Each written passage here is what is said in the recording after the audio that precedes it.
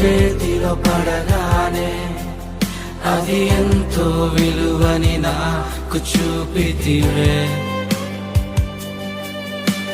జీవమే లేని నాలోని జీవమును నింపుటకు నీ జీవితాన్నే తారబోసితివే.